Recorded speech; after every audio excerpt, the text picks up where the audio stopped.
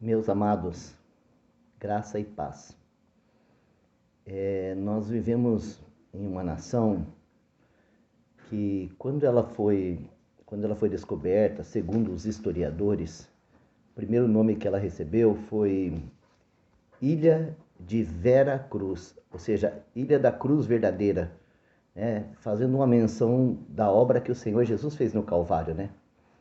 E logo em seguida, ela tomou um outro apelido. Ela passou a ser chamada de Terra de Santa Cruz. Ou seja, essa terra aqui, ela recebeu um nome, né, com relação à obra que o Senhor Jesus fez lá no Calvário.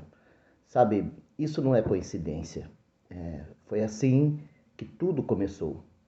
Mas hoje nós vivemos dias terríveis e homens maus, com intenções tão somente espúrias e financeiras, pescaram uma imagem de escultura em algum rio que alguém jogou lá e alguém foi lá e pescou e transformou essa imagem na padroeira do Brasil.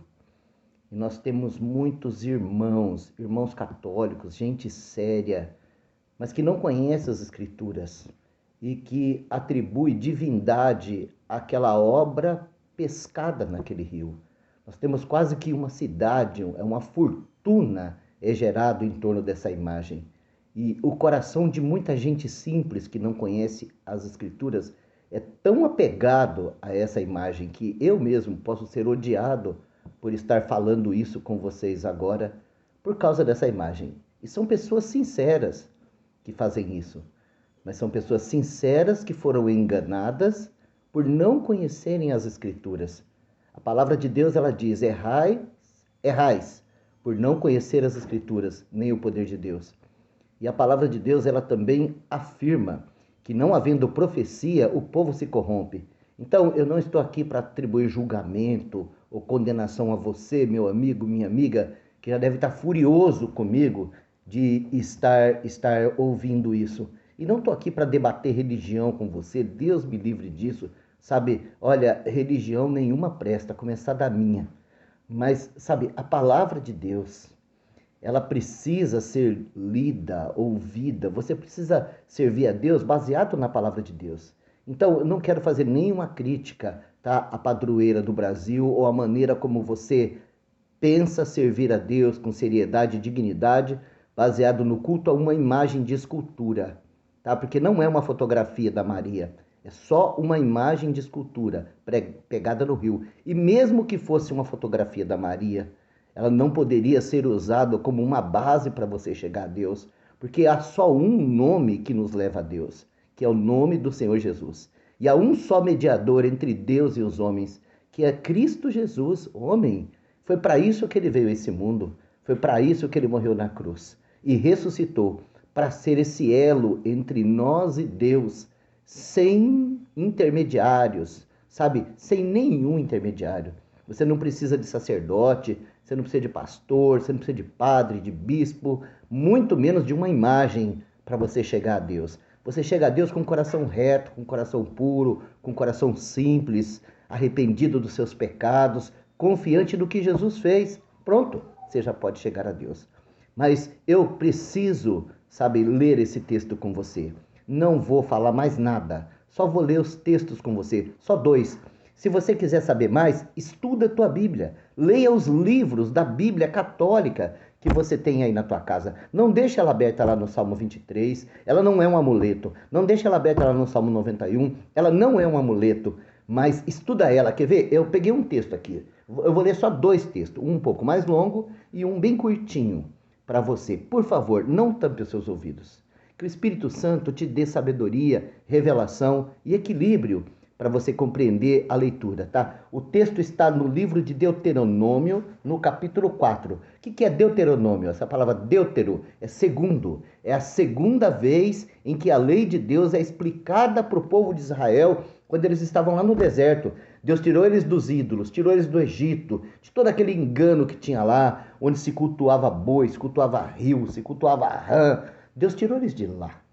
E agora Deus vai falar outra vez sobre o primeiro mandamento da lei. Só que agora ele fala um pouco mais explicado.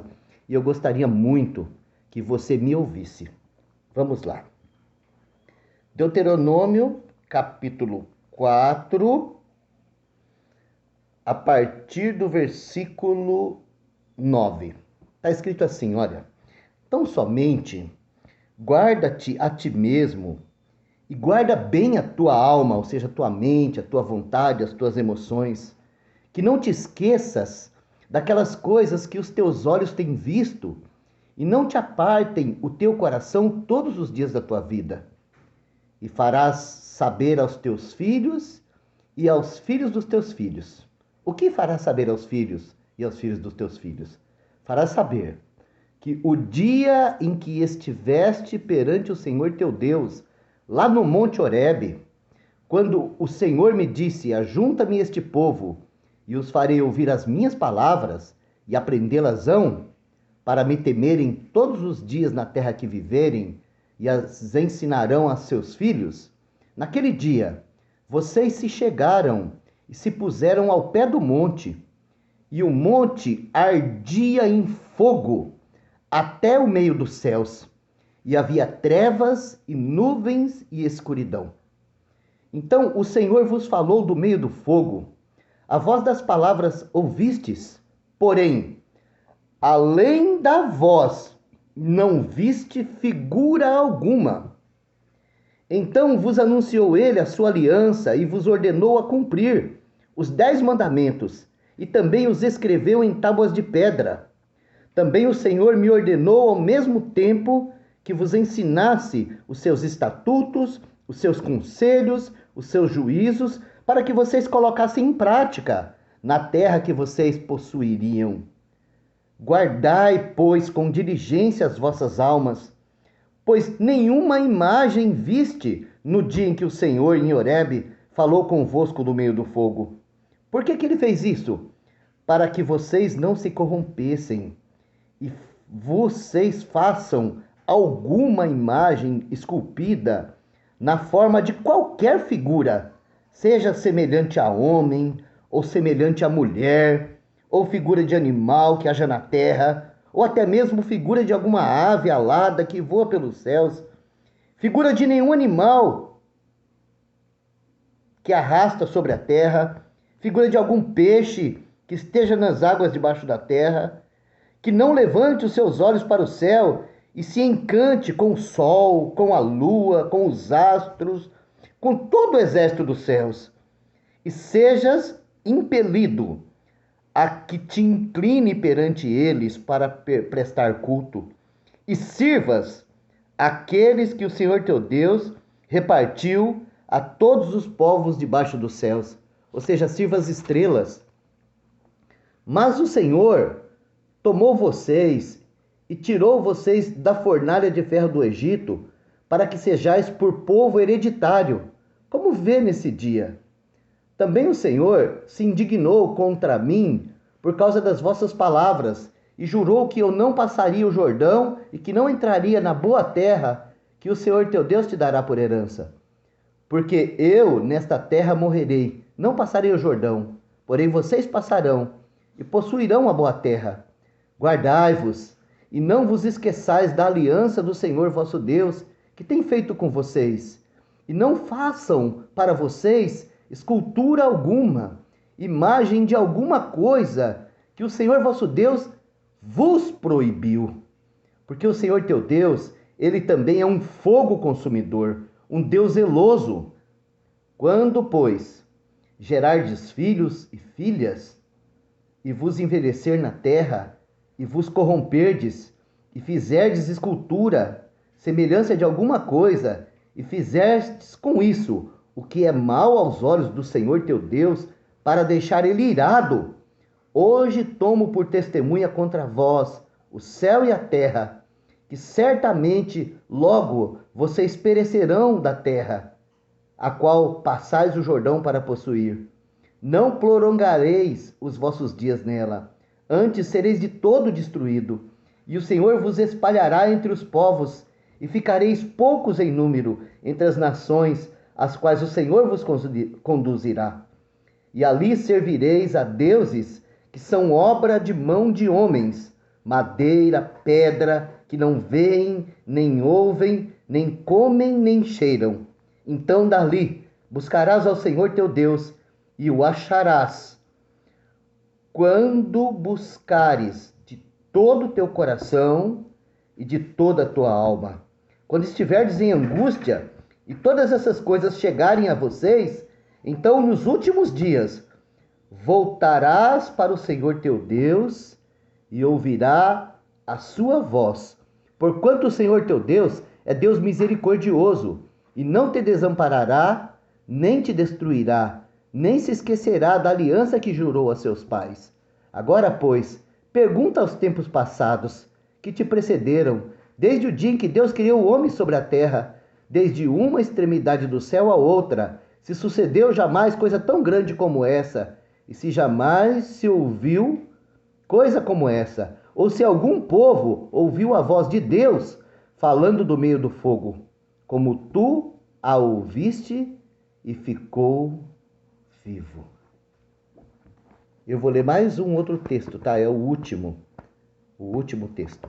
Está lá no Novo Testamento, na primeira epístola do apóstolo São João.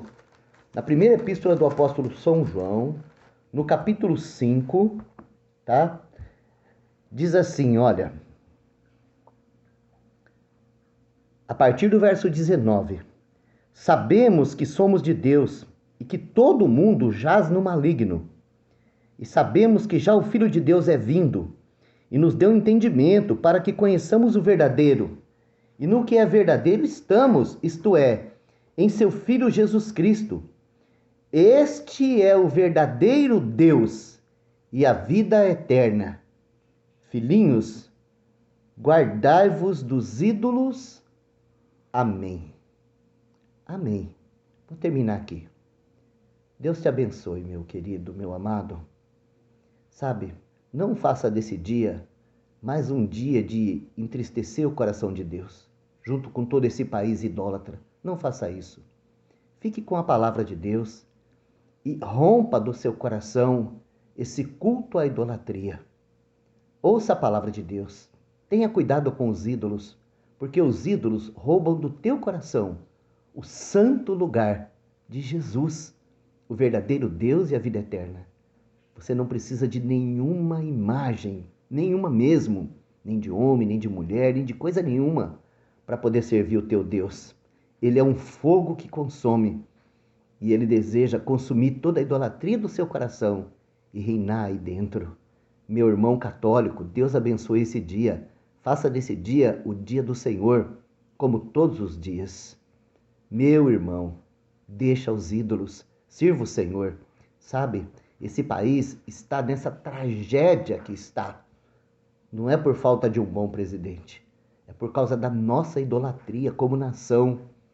Se arrependa, ore a Deus, peça perdão a Deus pela sua idolatria e vai à palavra de Deus e conheça o Jesus que está acima do horóscopo, que está acima da Maria, que está acima da Aparecida, que está acima do Papa, que está acima do pastor, que está acima do milagreiro, que está acima de todas essas coisas. Ele é Deus e ele é homem. E ele deseja fazer com que você conheça Deus por meio do Espírito dele. Amém? Deus abençoe você. Tenha um bom dia.